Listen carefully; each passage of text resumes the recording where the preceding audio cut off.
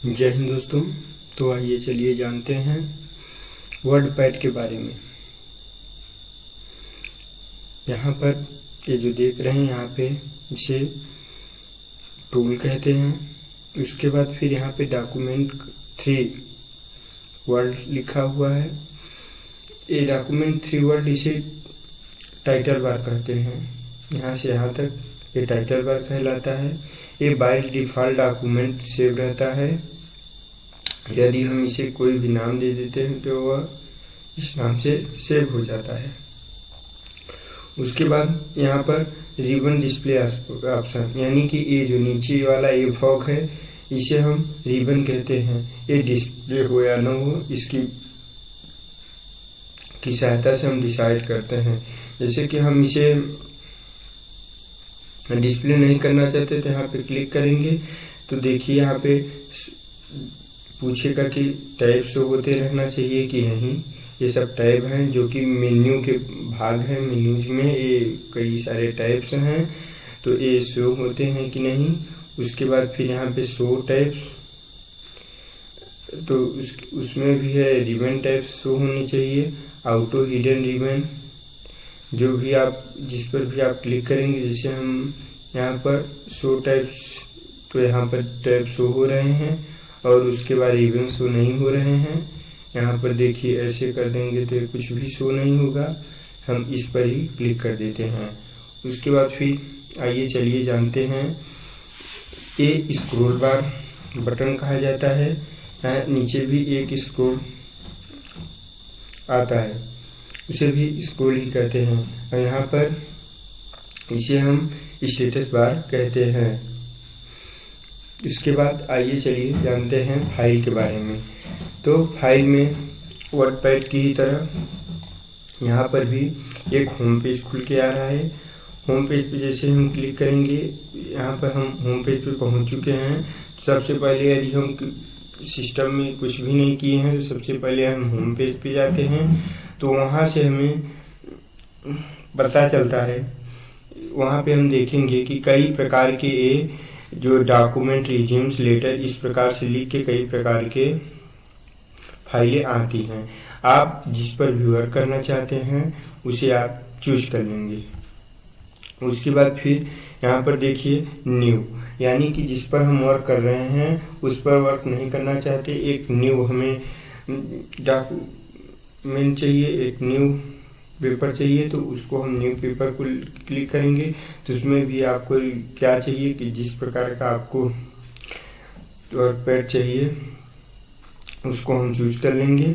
उसके बाद फिर यहाँ पर रिज्यूम यदि चाहेंगे तो रिज्यूम के लिए क्लिक करेंगे। उसके बाद फिर से आइए चलिए जानते हैं कि ओपन क्या होता है। यहाँ पर न्यू की शॉर्टकट की कंट्रोल एन होती है। यहाँ पर हम देखेंगे कंट्रोल एन न्यू के लिए होती है। उसके बाद फिर लेकिन कंट्रोल एन का प्रयोग हम जब करेंगे तो जैसे हम डॉक्यूमेंट पर हैं, डॉक्यूमेंट की फाइल चूज किए हैं, तो फिर जैसे ही कंट्रोल एन करेंगे तो एक न्यू डॉक्यूमेंट की ही फाइल खुलकर आएगी, ना कि रिज्यूम या फिर आपसे पूछने के लिए ऑप्शन आता है। उसके बाद ओपन पे क्लिक करेंगे। कंट्रोल ओ इसकी शॉर्टकट की होती है। ओपन यानी पहले से सेव की गई फाइलों को ओपन करने के लिए इसका प्रयोग किया जाता है। उसके बाद इन्फो यहाँ पे आता है। इन्फो में आप प्रोटेक्ट डॉक्यूमेंट, यहाँ पर जैसा कि आप लिखा हुआ है वो भी देख सकते हैं। Control what type of change people can make this document, आप जिस प्रकार का प्रोटेक्शन चाहिए उस प्रकार का आप चेंज कर सकते हैं उसमें।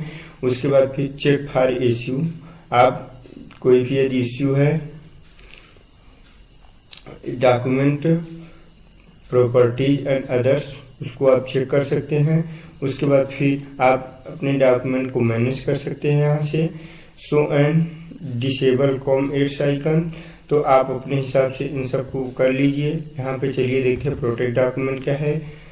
प्रोटेक्ट डॉक्यूमेंट में आप ऑलवेज ओपन रीड ओनली, तो आप यदि इस जिस भी फाइल को सेव कर रहे हैं उस फाइल को प्रोटेक्ट करने के लिए आप सिर्फ रीड ओनली के लिए कर सकते हैं, यानी कि उसे सिर्फ पढ़ा जाए, उसमें कोई भी चेंजेस नहीं कर सकता कोई। या फिर इनक्रिप्ट विद पासवर्ड, या तो फिर पासवर्ड के प्रोटेक्ट कर दीजिए, या फिर रिस्ट्रिक्ट एडिटिंग कर दीजिए। रिस्ट्रिक्ट एडिटिंग यानी control the types of change others can make, यानी कि जैसे कि कोई आपकी फाइल देख रहा है, उसने आपकी फाइल में चेंजेस कर दिए, तो फिर आप बाद में उन चेंजों को जान सकते हैं कि उसने हमारी फाइलों में चेंजेस किए हैं। इसी प्रकार grant people access while removing, यानी कि आप कुछ ही लोगों को आप इसकी अथॉरिटी देना चाहेंगे रिमूविंग करने के लिए या एडिट करने के लिए। एक डिजिटल सिग्नेचर आप ऐड करना चाहेंगे, या मार्क एज फाइनल, या तो फिर लीड, तो या फिर आप डॉक्यूमेंट फाइनल पे आप मार्क करना चाहेंगे, आप डॉक्यूमेंट क्लियर हो गया है। तो आप जिस भी प्रकार का चेंजेस करना चाहेंगे यहाँ से कर सकते हैं। उसके बाद सेव, कंट्रोल एस इसकी शॉर्टकट की होती है। सेव में सेव और सेव एज दो प्रकार के ऑप्शन आते हैं। उसके बाद यहाँ पर जैसे हम सेव पे जाएंगे तो रिसेट डॉक्यूमेंट को कहाँ सेव करना है, उसके लिए हम सेव का प्रयोग करेंगे। इसकी शॉर्टकट की कंट्रोल एस है। सेव एज के लिए जब हम करेंगे तो सेव एज में ऑप्शन मांगेगा कि आप किस जगह पे आप कौन सी फाइल को सेव करना चाहेंगे। उसके बाद फिर हिस्ट्री पे जाएंगे, आपकी कोई हिस्ट्री रहेगी तो वो प्रदर्शित होना शुरू हो जाएगा। उसके बाद आप प्रिंट पे जाएंगे, इसकी शॉर्टकट की है कंट्रोल पी। कंट्रोल पी पे जैसे ही क्लिक करेंगे तो आप प्रिंट के ऑप्शन के लिए यहाँ पे पहुँच जाएंगे। उसके बाद फिर शेयर का ऑप्शन आता है। तो किसी भी फाइल को या फिर किसी भी आप प्रेजेंटेशन, रिज्यूम या फिर कोई भी डॉक्यूमेंट बनाए उसे आप शेयर करना चाहते हैं तो आप इसकी मदद से आप शेयर कर सकते हैं। इसके लिए इंटरनेट की आवश्यकता होती है, बिना इंटरनेट के ये शेयर नहीं हो सकता। हाँ, हालांकि ब्लूटूथ की मदद से आप किसी दूसरे फाइल में, नज़दीकी फाइल में शेयर करना चाहते हैं तो वो पॉसिबल है, वो डाटा केबल की मदद से भी पॉसिबल हो सकता है। हम आपको अगली वीडियो में ये सब करके दिखाएंगे। उसके बाद एक्सपोर्ट, आप जिस भी फाइल को बनाए हैं उसे जिस जगह पे एक्सपोर्ट करना चाहते हैं आप उसे कर सकते हैं। उसके बाद फिर ये आप यदि MS वर्ड को क्लोज करना चाहते हैं तो आप इसकी मदद से क्लोज कर सकते हैं। उसके बाद यहाँ पर अकाउंट के ऑप्शन पे आते हैं। आप के अकाउंट के बारे में बताएगा, जो कि आपका MS वर्ड पे अकाउंट बना हुआ है उसके बारे में आप कि जो भी आपने दिया हुआ है अपने अकाउंट में वो सब कुछ यहाँ पे दिखाता रहेगा। कोई यहाँ पे चेंज भी करना चाहते हैं तो भी हो जाएगा। उसके बाद फीडबैक, यानी कि आप MS वर्ड को फीडबैक दें कि आपको ये MS वर्ड कैसा लग रहा है। यदि आप कोई सजेशन देना चाहते हैं तो यहाँ से आप सजेशन भी दे सकते हैं। उसके बाद फिर यहाँ पर ऑप्शंस आते हैं।